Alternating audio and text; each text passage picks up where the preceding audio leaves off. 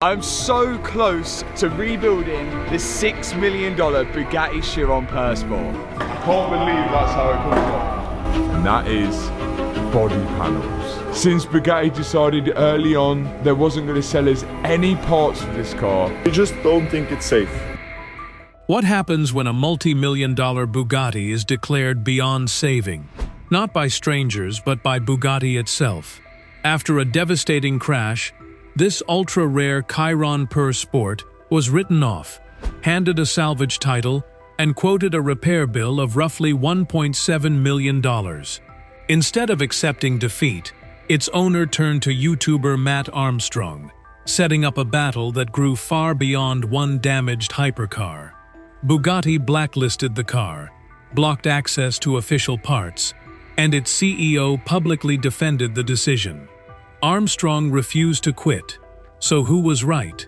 Let's uncover the rebuild, the controversy, and the ending that changed everything. The Chiron Bugatti said was beyond saving. The car at the center of this entire story is a Bugatti Chiron Pur Sport, one of only around 60 ever built, owned by Miami-based influencer Alex Gonzalez. The crash that started everything was severe. The front end crumpled, the airbags deployed, the carbon fiber bodywork cracked. That's really slowing us down. I can't believe that's how it comes up. And that is body panels. Since Bugatti decided early on they wasn't going to sell us any parts for this car. And the transmission and gearbox housing badly damaged underneath it all. Insurance adjusters did not hesitate.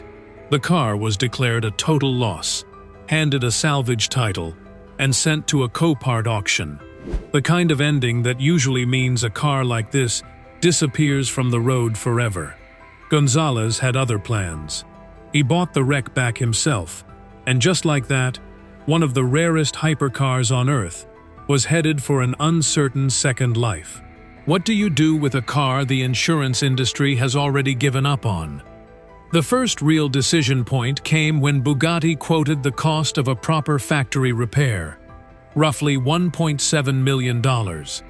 For context, that figure alone is more than most supercars cost brand new. Gonzalez said no. Whatever combination of pride, practicality, or simple sticker shock drove that decision, it set the entire rest of this story in motion. Because a car this complex, this expensive, and this thoroughly wrecked does not have many places left to go once the manufacturer's own number gets rejected. Why would anyone turn down the one company that actually built the thing? That is where Mat Armstrong enters the picture. A UK-based YouTuber who has spent years rebuilding wrecked supercars on camera. Everything from a battered Bentley Continental GT to a crashed Rolls-Royce Wraith. Armstrong had built a reputation on taking projects other shops would not touch. Around October of 2025, he got the call about the Chiron Pur Sport, and it did not take long for him to realize this project was different from anything he had attempted before. This was not a dented door panel or a cracked bumper. This was a 7-figure hypercar split open at the front end, with a transmission that had taken a serious hit and a gearbox housing that had partially shattered. Most mechanics would have walked away. Armstrong leaned in instead. What makes someone take on a project that even experienced professionals would consider a lost cause? What makes a car like this so difficult to repair outside of a factory has less to do with stubbornness and more to do with genuine complexity. The Chiron platform is not built like an ordinary car. Its structure, its electronics, and its powertrain are integrated in ways that make even simple-sounding fixes require specialized tools, specialized training, and in some cases, specialized facilities that exist in only a handful of places on the planet. That complexity is real, and it is worth acknowledging up front, because it becomes the entire justification Bugatti will lean on for what happens next.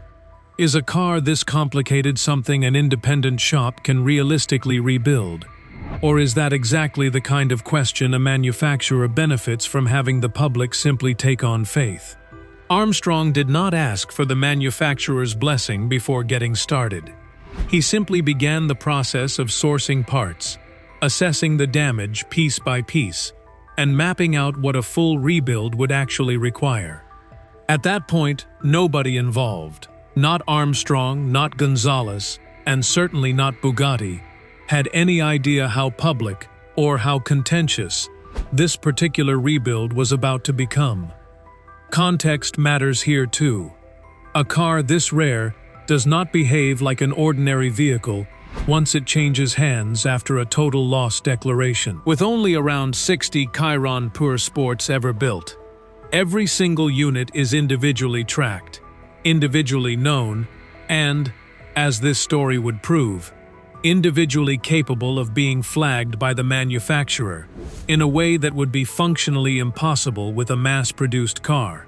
Owning one of the rarest cars on the planet turns out to come with a strange trade-off.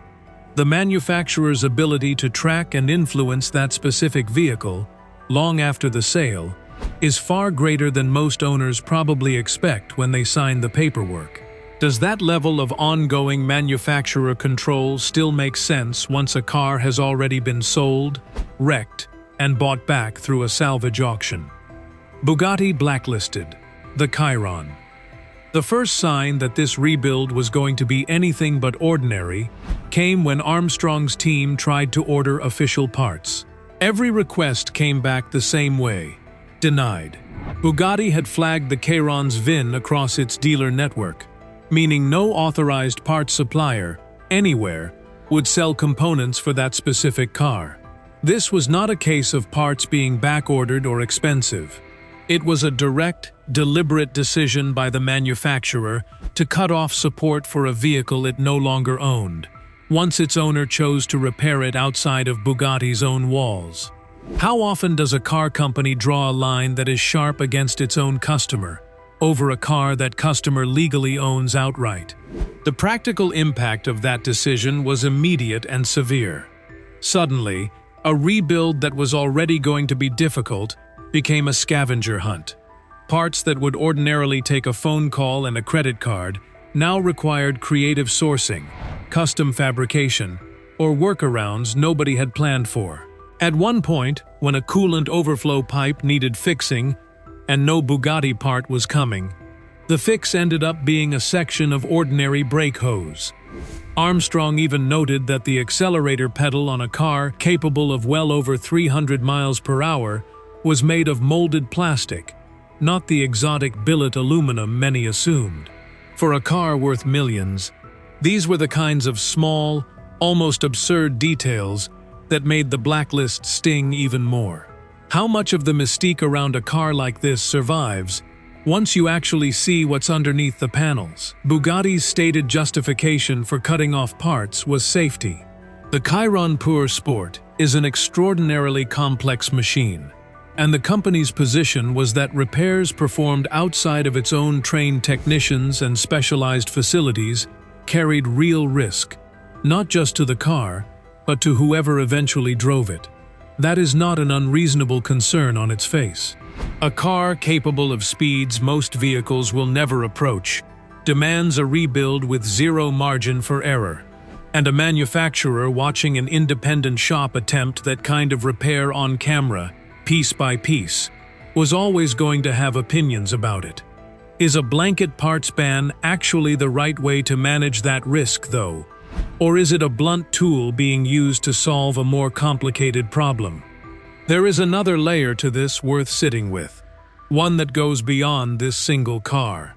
The blacklist raised a question that has followed the right to repair debate across industries far beyond automotive. From tractors to smartphones to now, apparently, 8-figure hypercars. If someone legally owns a vehicle outright, free and clear, how much authority should the manufacturer retain over how, where, and by whom that vehicle gets fixed? Bugatti's position leaned heavily toward manufacturer control. Armstrong's entire project, whether he framed it this way publicly or not, became a real-world test of the opposite argument, that ownership should mean something, even when the thing you own is one of the rarest cars ever built.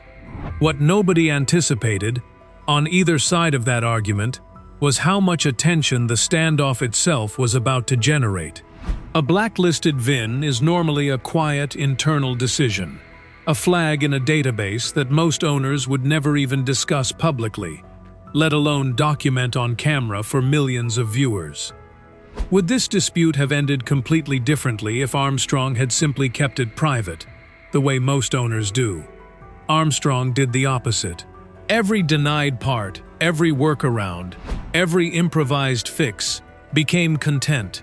And that decision to document everything in the open is exactly what turned a private repair dispute into something Bugatti's own CEO eventually felt compelled to address directly. The reaction from the wider automotive community only amplified the pressure. Enthusiast forums, comment sections, and rival car channels all picked up the story within days, and the framing that spread fastest was rarely charitable to Bugatti. A brand built almost entirely on exclusivity and mystique found itself being discussed in exactly the terms it usually avoids, as a company protecting its own control rather than its customers' safety. Whether or not that framing was entirely fair, it spread quickly, and it spread precisely because Armstrong had turned a normally invisible dispute into something anyone could watch unfold in real time. Could Bugatti have managed this differently if the dispute had stayed private, the way these things usually do? Mate Rimac finally broke his silence. Bugatti CEO Mate Rimac did not stay quiet for long. You think that will work compared to what you see, which issues we encounter with all the resources we have as a factory? It will take a few more iterations, but a garage can never do this. And now imagine that with that specific car where the car needs to be split in half. As Armstrong's rebuild videos racked up views and the online conversation grew louder, Rimac addressed the controversy directly, posting a video explaining the company's position. There's been a lot of talk about Bugatti's service, repair, and maintenance costs online, he said. And most of what you hear is simply not true. That is not a small opening line from the head of one of the most exclusive car manufacturers on Earth. It is a direct, public rebuttal aimed at the narrative Armstrong's videos had helped build. Why would a CEO this insulated from ordinary customer complaints respond personally, instead of letting a press office handle it quietly? Rimac's response covered several claims circulating online. He pushed back on the idea that Bugatti parts were sold at inflated prices, walking through components and their actual costs. He was especially direct about one rumor, that the rebuild might involve 3D printed components. According to Rimac, that simply was not possible for a car this complex. The parts could not be manufactured that way, full stop. Whether or not viewers found that satisfying, it was a specific, falsifiable claim. Did the CEO's own specificity make the claim more credible, or just give critics more to fact-check? The heart of his argument was complexity. He explained that a proper repair essentially required splitting the car in half, a process only a small handful of facilities worldwide were equipped to handle, and that Bugatti's own factory in Molsheim, France, was the only realistic place to do it correctly. He was clear the door to a factory repair remained open. It was Alex's choice to get the car rebuilt privately rather than send it to Bugatti, Rimac said, a line that placed the decision and its consequences squarely back on the owner. Is that fair, or does it sidestep the fact that Bugatti's own quote was what pushed Gonzalez toward an independent rebuild in the first place? There is a version of this response that reads as entirely reasonable, a manufacturer defending its standards and correcting misinformation. There is another that reads as a brand protecting its own mystique, uncomfortable with its most exclusive product being taken apart in a garage instead of behind factory walls. Both can coexist. Rimac's claims about pricing and manufacturing were concrete enough to evaluate on their own terms. separate from whatever motivation sat behind the decision to blacklist the car in the first place. Which of those two motivations do you think actually drove it? What the video didn't do was end the standoff.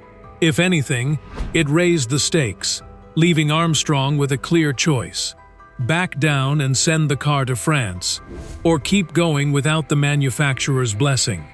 He chose to keep going. Rimac didn't simply dismiss the controversy, The Mate Rimac himself. Thank you very much for having us. Absolutely. Let's get stuck in. which is itself a departure from how ultra-exclusive manufacturers usually handle public criticism. Most treat silence as the default, betting a story fades faster than a response keeps it alive. Responding personally, with specifics, suggests the pressure had grown significant enough that silence no longer felt safe. That says something about how much reach an independent creator can now have against a company that, on paper, holds nearly all the leverage. Has that balance of power actually shifted, or does the manufacturer still hold every card that matters? How Mat Armstrong proved Bugatti wrong. With no factory parts coming, and no sign that Bugatti planned to change course, Armstrong's team had exactly one option left: figure it out themselves. What followed was less a conventional repair job and more an extended exercise in mechanical improvisation, tackling problems that Rimac himself had suggested were not realistically solvable outside of Bugatti's own walls. Every fix became a small argument against the idea that this car could only be touched by the factory that built it. The single most remarkable repair involved the gearbox mount, a component deliberately engineered to break during a crash, redirecting impact forces through the car's structure to limit wider damage. That is precisely what it had done in Gonzalez's accident, which meant it now needed replacing. A factory replacement was extraordinarily expensive, assuming Bugatti would have sold one at all. Instead, a specialist welder used a TIG welding process to repair the shattered mount directly, a fix that, by design, should not have been possible on a part engineered specifically to fail rather than bend. It held. All of these cars we put blood, sweat and tears into, and it's all been part of my journey. To get rid of even one of these is really... Many people who understood how that component was designed to work assumed a repair like that simply could not be done safely. Armstrong's team did it anyway. Was Bugatti's own engineering, ironically, the thing being proven wrong here? Smaller improvisations stacked up throughout the project. The pinched coolant overflow pipe, with no Bugatti replacement available, ended up fixed with a length of ordinary rigid brake hose, a fraction of the cost, and functionally identical for the job it needed to do. When custom exhaust work was required, Armstrong brought in Valvetronic, a specialist shop, to fabricate a solution rather than waiting on a part that was never going to arrive. Even small, almost comedic details became part of the story. The accelerator pedal on a car capable of speeds most drivers will never experience turned out to be simple molded plastic underneath all that carbon fiber bodywork, not the exotic material some fans had assumed. If a manufacturer this exclusive cuts corners on a detail that small, what does that say about the parts pricing everyone was arguing about in the first place? According to Rimac, splitting the car properly required facilities that existed in only a couple of places worldwide. Armstrong's team found a way to separate the transmission from the block regardless, working through the modular design bolt by bolt, rather than relying on whatever proprietary process Bugatti's own technicians would have used. That single milestone, pulling the car apart far enough to properly assess and address the internal damage, became one of the most closely watched moments of the entire build, precisely because it directly tested the claim that this kind of work simply could not be done outside a Bugatti facility. If a small independent crew could manage it with bolts and patience, how exclusive was that only a couple of places worldwide claim really? Progress was not instant, and it was not free of setbacks. At one point, eagle-eyed viewers spotted what looked like a hairline crack forming on camera and flagged it immediately, sparking a fresh wave of concern that the independent rebuild might be failing in real time. That particular scare turned out to be unfounded. The crack was not real. How much scrutiny does a project like this face when an audience this large is watching every single frame for a mistake? But the fact that millions of people were watching closely enough to spot it, and worried enough to sound the alarm, said everything about how invested the audience had become in whether this car would actually run again. When it finally did, engine firing, exhaust note echoing through the shop, it was not just a mechanical milestone. It was the strongest evidence yet that Bugatti's original argument, that a repair like this simply was not realistically possible outside the factory, did not hold up under an actual attempt. The blacklist is lifted. Companies with as much control over their own image as Bugatti rarely admit they miscalculated. Public reversals are expensive, both financially and in terms of the message they send to every other customer watching how the brand handles conflict. That is exactly what makes what reportedly happened next worth paying close attention to. According to later reporting on the situation, Rimac ultimately said he would support the project moving forward, and Bugatti, having spent months enforcing a hard blacklist on the car's VIN, eventually lifted it, while also reducing its own repair cost estimates in the process. That shift did not arrive with a press release or a dramatic announcement. There was no headline reading, "Bugatti reverses course." No formal statement walking back the original justification for the blacklist. Instead, the change appears to have happened the way most corporate reversals actually do. Quietly, without fanfare, allowing the company to adjust its position without ever having to describe it as backing down. Why would a brand built on exclusivity and total control choose to walk something back this quietly, rather than either holding the line completely or admitting the mistake out loud? It is worth being precise about what this reversal does and does not prove. It does not mean Bugatti's original safety concerns were invented or dishonest. The company may still believe, sincerely, that factory repairs are the safer option for a car this complex. It does not mean Rimac's specific claims about pricing or manufacturing were wrong either. Joined here today by Mate Rimac, who is founder of the Rimac Group and CEO of Bugatti Rimac. Welcome, Mate. Nothing in the later reporting contradicts what he said in that Instagram video. What it does suggest is that the blanket blacklist itself, the decision to cut off all support entirely, rather than engage with an independent rebuild already well underway, was, at minimum, reconsidered. Reduced estimates and a lifted blacklist do not happen by accident, and they rarely happen without some form of internal reassessment driving them. What would it actually take for a company this guarded to admit, out loud, that the original decision went too far? There is also a broader lesson sitting inside this story, one that extends well past one hypercar and one YouTuber. When Armstrong first hit that blacklist, the assumption, reasonable, given how these disputes usually go, was that the manufacturer holds essentially all the leverage.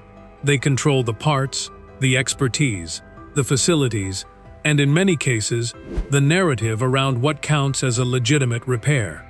This particular story did not play out that way. A documented public rebuild, watched by millions of people in real time, appears to have changed the calculation on Bugatti's side of the table in a way that a quiet, private dispute almost certainly would not have. Does visibility itself become a form of leverage once enough people are watching? None of this fully resolves the underlying tension the right to repair debate keeps raising. In cars and everywhere else it shows up. Manufacturers will keep citing safety and complexity. Owners will keep asking why ownership does not come with more control over their own property. What this specific case adds to that ongoing argument is a rare, documented example of a manufacturer drawing a hard line in public, and then, eventually, quietly stepping back from it. For Armstrong, the outcome speaks for itself regardless of how quietly Bugatti handled its own reversal. A car the manufacturer effectively declared unfixable outside its own walls is running again, built by a team that had to invent solutions Bugatti itself said were not realistic. Does an outcome like that matter more than whether the reversal ever gets acknowledged out loud? For Gonzalez, the car he refused to hand back to the factory came home anyway, on his own terms, at a fraction of the original quote. And for everyone else watching a rebuild like this from the outside, the lesson may be less about one hypercar and more about what happens when a manufacturer's leverage runs headfirst into an audience large enough and patient enough to watch every single step. A car Bugatti said was beyond saving is running again. A blacklist meant to end the rebuild instead turned it into one of the most watched projects in hypercar history. And according to later reporting, Bugatti quietly lifted it anyway, right as the estimates started shrinking. Rimac was never proven a liar. Armstrong was never proven reckless. What changed was leverage, once millions of people started watching every step. So who do you think really won this one? Drop your take below, hit like, and subscribe for the next update.